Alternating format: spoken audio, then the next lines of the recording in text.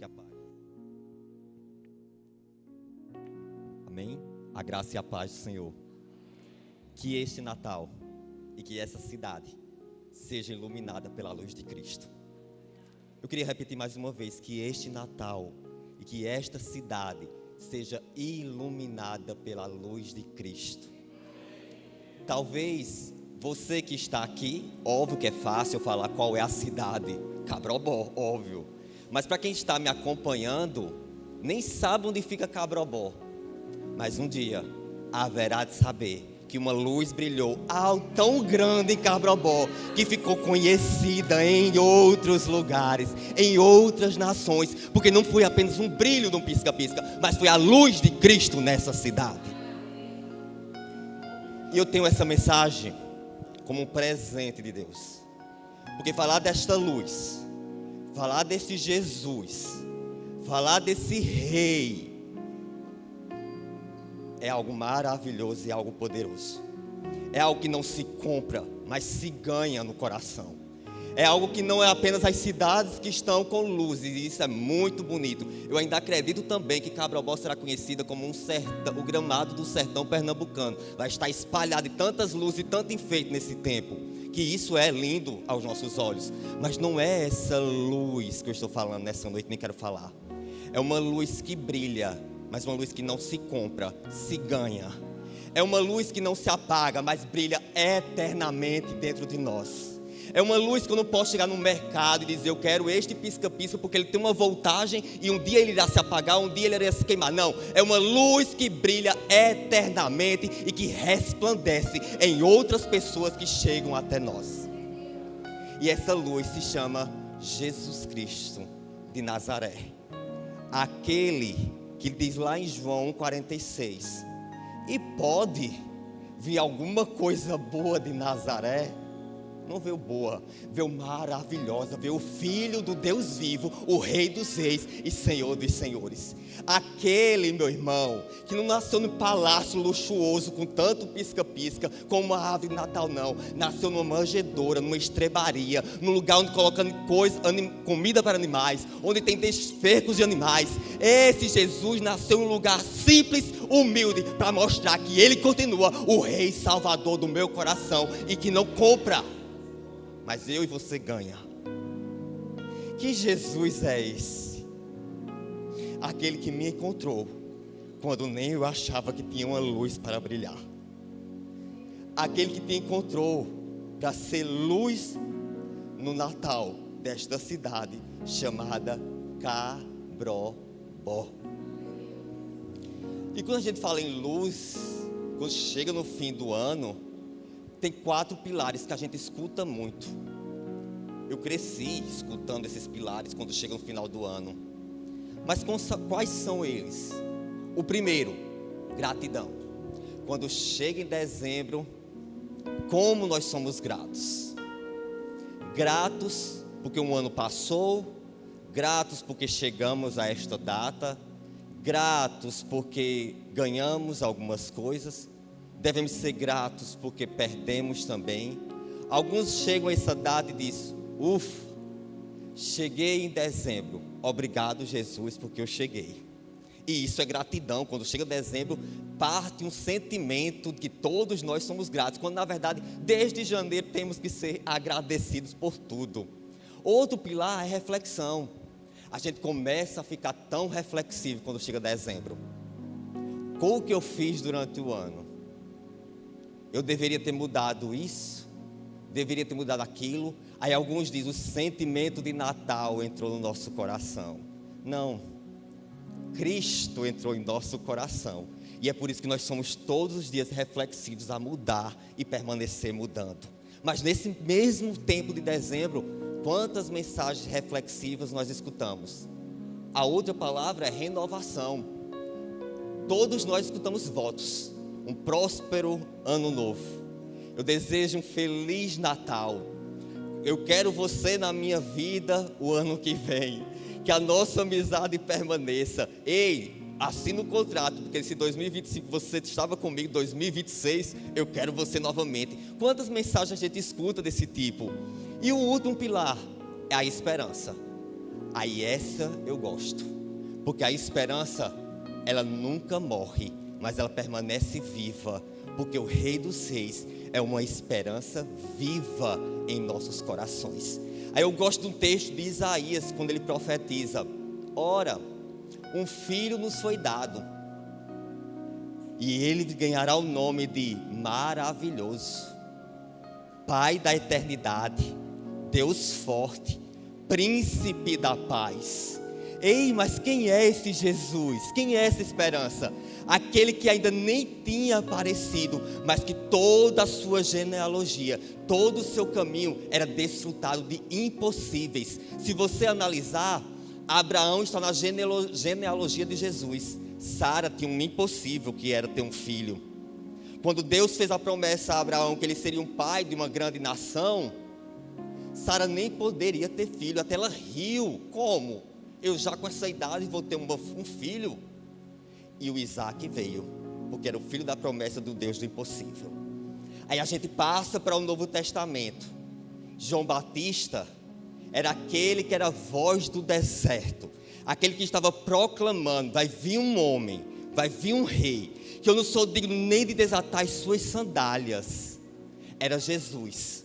Mas sabe de quem João Batista era filho? De Isabel, uma mulher também que não podia ter filhos. Olha que caminho de impossíveis que é o de Jesus. Aí você diz: mas Jesus nasceu de uma mulher também que era um impossível. Maria não poderia gerar filho?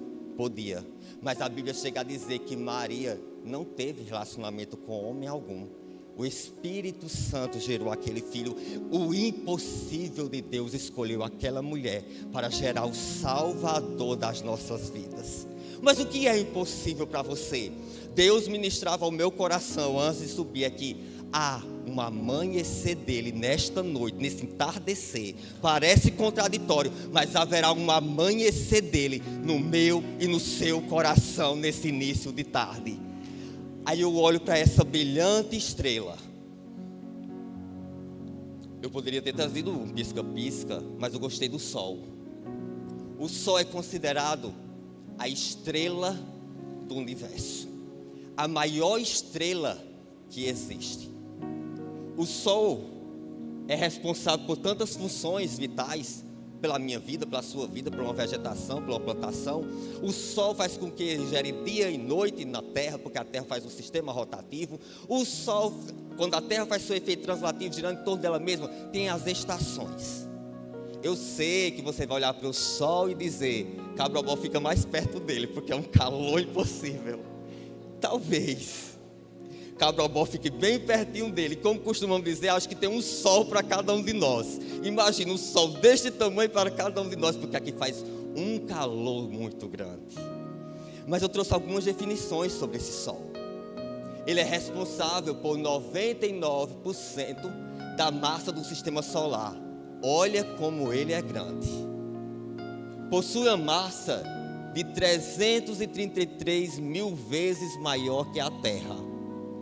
Parece que a Terra é bem pequenininha diante dele. E é um pixel diante dele, da grandeza do Sol. Dentro do Sol caberia 1.300 terras. Mas por que você trouxe essas definições? Porque o Sol, mesmo ele sendo a estrela maior do universo, ele foi criado pela voz de um haja o Sol. Haja o Sol. Tão grande, tão imenso, mas foi criado dentro da voz toda poderosa: haja o sol. E esse sol foi para presidir o dia. Que rei, que Deus poderoso é esse? Que Deus maravilhoso é esse? Aí Malaquias vai dizer: tem esse sol, mas aquele que virá é chamado de sol da justiça. Ele é a estrela brilhante do amanhã. Ela pode ser a maior do universo, mas o meu rei é a estrela brilhante do amanhecer. É aquele que veio à terra numa estrebaria, mas disse: ei, eu não vou deixar vocês órfãos não. Eu vou preparar um lugar que foi cantado nessa noite. No lugar que eu vou, há várias moradas. Se não fosse assim, eu não vos teria dito. mas eu quero que vocês estejam comigo aonde eu esteja. Mas eu não vou deixar vocês órfãos. Eu vou deixar o Espírito Santo, que é o meu consolador. Ele tem sido o nosso consolador nesta terra que está tão abaixo do sol, tão distante do sol, mas ele tem sido o nosso consolador. Aí Apocalipse vai dizer o seguinte: ele preparou esta nova terra, e nessa nova terra nem vai existir mais o sol, mas vai existir uma luz brilhante que nunca se apaga. Esse corpo vai ficar na matéria, haverá um corpo glorificado. Essas vestes nem está brilhando, fui até chamado de abacate, mas haverá uma veste celestial. Nessa nova terra pode não existir o sol, mas existirá Jesus. Nessa terra pode existir o sol, mas se não existir Jesus no nosso coração, de nada acontecerá. Aí eu deixo mais o sol, a terra. Aí bem aqui, ó, você não está vendo não, né? Nada. É Cabrobó. Bem pertinho do sol. Nós temos 4 estações definidas: verão, calor, mormaço e quintura. E quando ela fica mais perto do sol, eu acho que ela se destaca da terra. Brincadeira, meu irmão, minha irmã. Eu amo minha cidade, por isso que eu gosto de falar. E é aqui que Jesus vai fazer grandes coisas. E quando esta terra gira em torno do sol, há uma distância de cerca de 150 milhões de quilômetros. E ela possui uma massa que é 3 vezes maior que a terra, o sol. A luz solar, ela demora aproximadamente 8 minutos e 18 segundos para chegar na terra. Levaríamos pouco mais de 70 anos para chegar da terra ao sol, e isso numa velocidade de 240 km por hora, e sem parar. A camada externa visível do sol, a fotosfera, arde uma temperatura de 6.000 graus Celsius.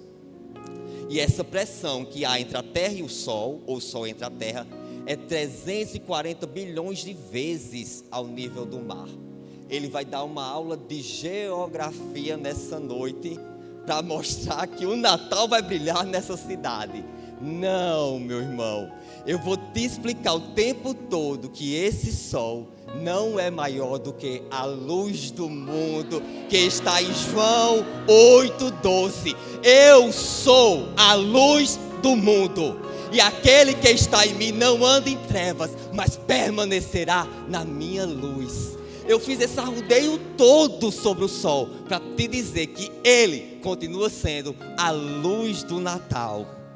E se não for essa luz, o Natal não tem brilho, não tem pisca-pisca, não tem enfeite, não tem campanha do Boticário, não tem presente que faça encher o nosso coração, se essa luz não irradiar no meu coração e resplandecer na vida daqueles que me escutam nesta cidade.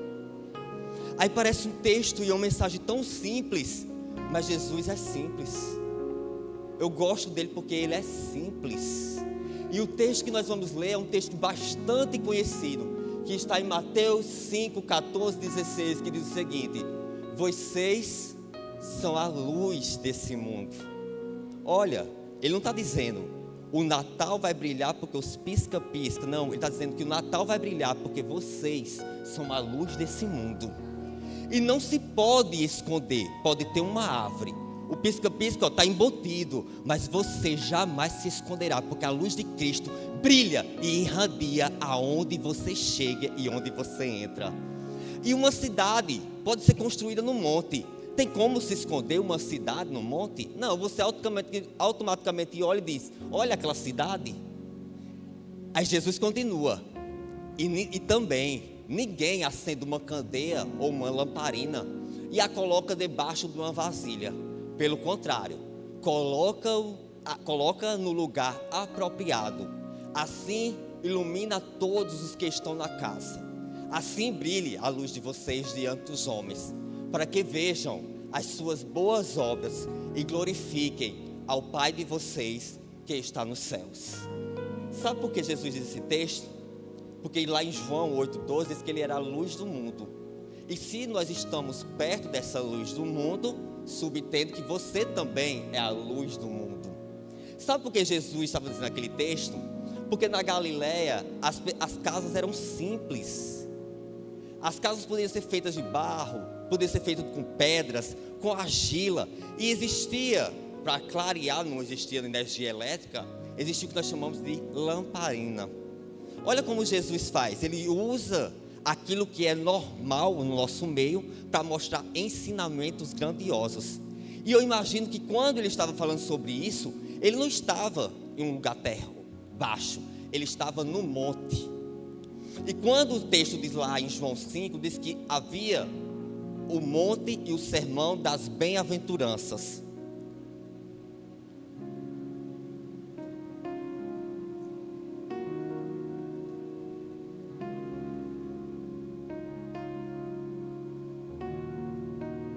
E esse monte, Jesus começa a dizer para aquela multidão, que quando ele chega tem uma multidão que segue.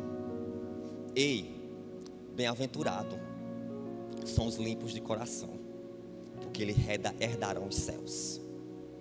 Bem-aventurados são aqueles que têm sede de justiça, porque eles serão fartos. Bem-aventurados são aqueles misericordiosos, porque eles vão alcançar misericórdia.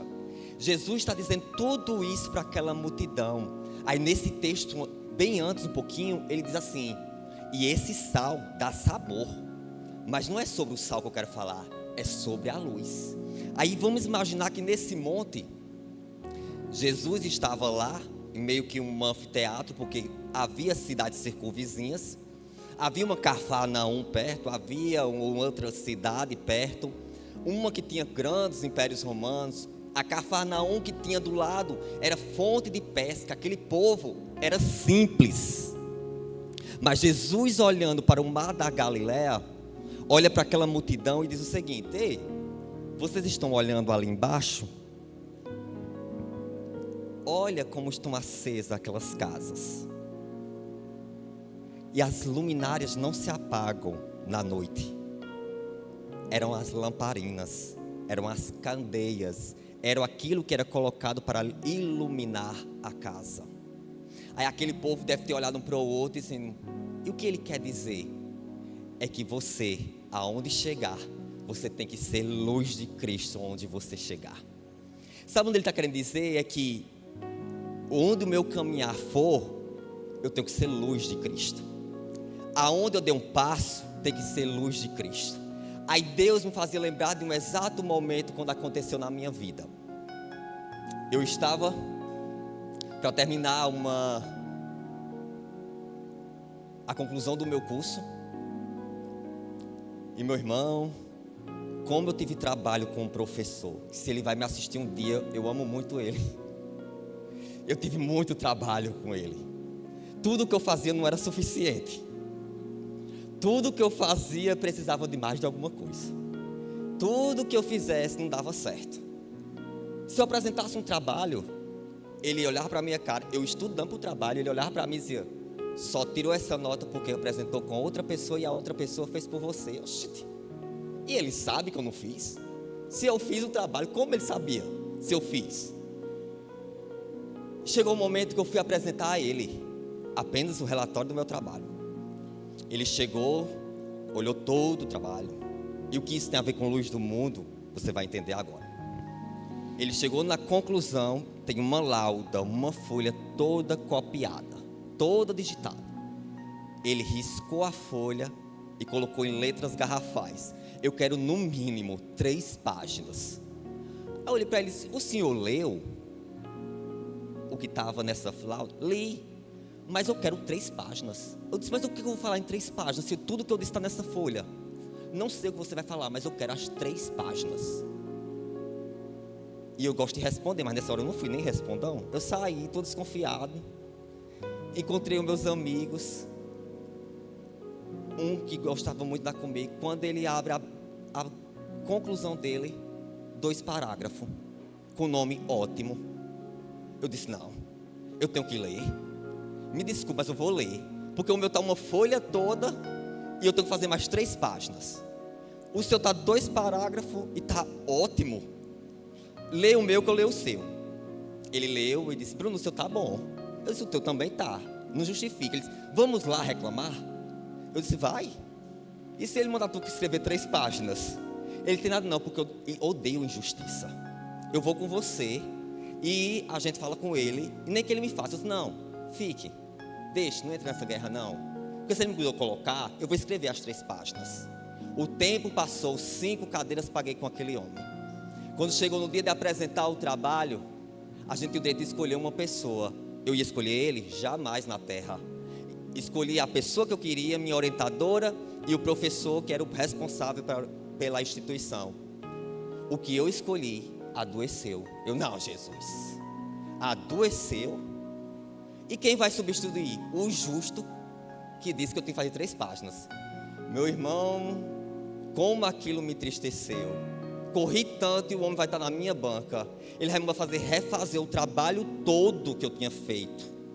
Fiz uma oração tão rápida antes de entrar naquela sala e disse: meu Deus, eu nadei, mas eu vou morrer na praia? Ele vai me colocar para tirar a nota baixa, vai me colocar para fazer tudo de novo, e agora foi tudo, todo o meu esforço.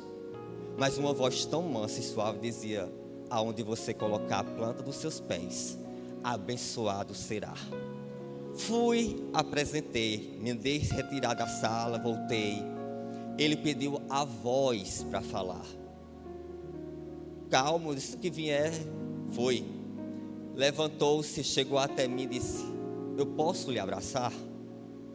Eu disse: pode. Mas antes disso, todo mundo apresentava individualmente. Ele colocou 12 pessoas para entrar naquela sala.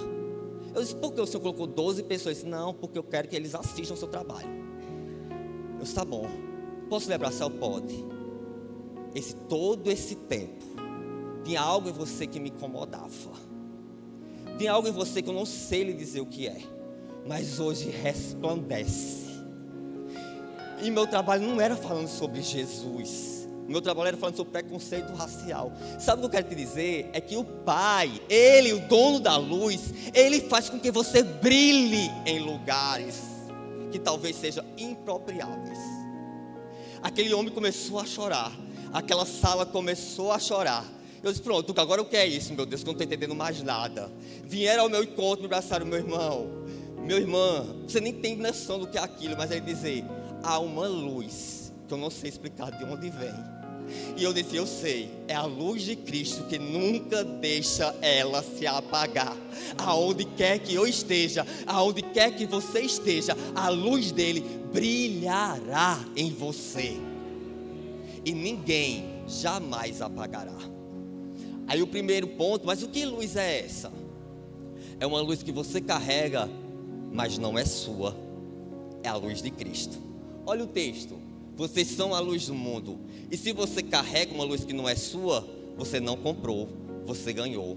Se você carrega uma luz que não é sua, essa luz foi doada. Se você carrega uma luz que não é sua, é porque você está perto do Cristo. Se você carrega uma luz que não é sua, é porque Ele tem algo para fazer neste Natal, através da sua vida em alguma família. O texto vai dizer: a igreja não gera luz, ela reflete a de Jesus. Eu posso estar aqui, mas não há uma luz a ser gerada, porque não tem um transformador sobre mim. Há uma luz que vem de Cristo, e essa luz está comigo, dentro de mim, e está dentro de você.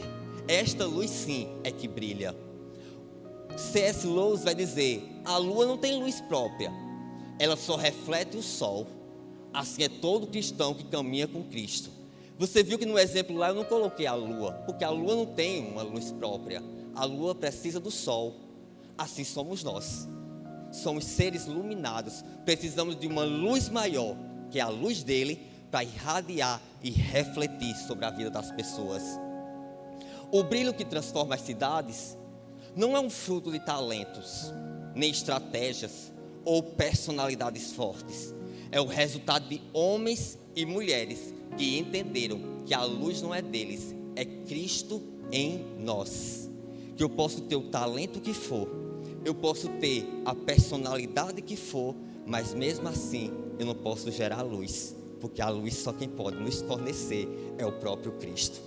Sabe quando eu olho para esse texto aqui, é que a luz não é gerada por bondade.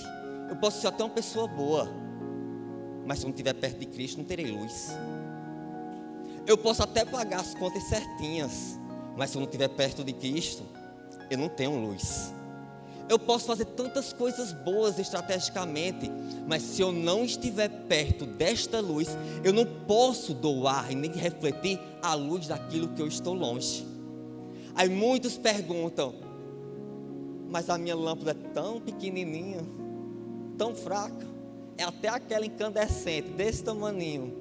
Não é sobre lâmpada, é sobre brilho, e um brilho é forte, porque Jesus brilha independente de qual seja a lamparina, porque o brilho é dele, e essa lamparina sou eu e você. O 2, a luz que você carrega não pode ser escondida. Mas Bruno, você está falando tanto de luz, e eu achei que o Natal dessa mensagem ia falar sobre nascimento. Sossega a tua alma e vem comigo, tu ainda vai entender. Não se pode esconder uma cidade construída sobre um monte, e também ninguém acende uma candeia e coloca debaixo de uma vasilha. Pelo contrário, coloca no lugar apropriado, e assim ilumina todos que estão na casa. Na Galileia, as pessoas colocavam as lamparinas sobre uma madeira, para que ela ficasse alta e iluminasse todos os cômodos. Porque se você colocasse baixa, não iria iluminar nada. Assim sou eu e você. Quando você chega na sua casa, há um Natal, porque a luz é você. Quando você chega no seu trabalho, já está acontecendo o Natal, porque a luz é você. Sabe quando você chega no bairro da sua casa, na rua da sua casa, a luz do Natal é você. Todas essas luzes irão se apagar quando esse evento passar, mas a luz do Natal, que sou eu e você, vai brilhar os 365 dias e os 12 meses de 2026, porque o Natal já nasceu dentro de mim e dentro de você. Olha a imagem como era. Era feito de argila, havia uma iluminação, e Jesus comparava a minha vida e a sua vida como esta lamparina. Estava iluminando a casa e estava iluminando toda a cidade. Porque a fé cristã tem uma natureza pública. Não pública no sentido exibicionista da palavra, mas no sentido testemunhal. Não uma luz para mim se exibir do que eu faço, mas uma luz para testemunhar aquele que faz todas as coisas através de mim. Não é uma luz para que você se exiba do que você está fazendo ou onde você chega, mas uma luz que reconhece: eu quero me aproximar daquela pessoa, porque ele tem algo que brilha e eu quero esse brilho, e esse brilho é Jesus. Eu quero chegar até a igreja que aquela pessoa faz parte, porque se ele tem aquela luz, aquela igreja deve ser uma luz que brilha constantemente, e eu preciso ser iluminado. Sabe o que o texto está querendo dizer? É que eu e você é a carta aberta para o 24 de dezembro de 2025 nesta cidade. É que a luz do meu testemunho e a luz do teu testemunho vai brilhar o Natal de Cabrobó. Mas um Natal que não ficará apenas na memória da data, mas ficará em corações daqueles que resolveram desfrutar da presença de Jesus. Olha o que John Stott vai dizer: a fé que não pode ser vista, provavelmente ela não está viva. O que ninguém pode ver é porque está morto. Se você não está brilhando, se não há uma luz, então a tua fé está meio que se aproxima de Jesus, se prostra de Jesus, e assim você começará a brilhar. Por fim, a luz que você carrega é para o mundo ver o Pai. Aí o texto vai dizer: assim brilhe a luz de vocês diante dos homens, para que vejam que as suas obras glorifiquem ao Pai que está nos céus.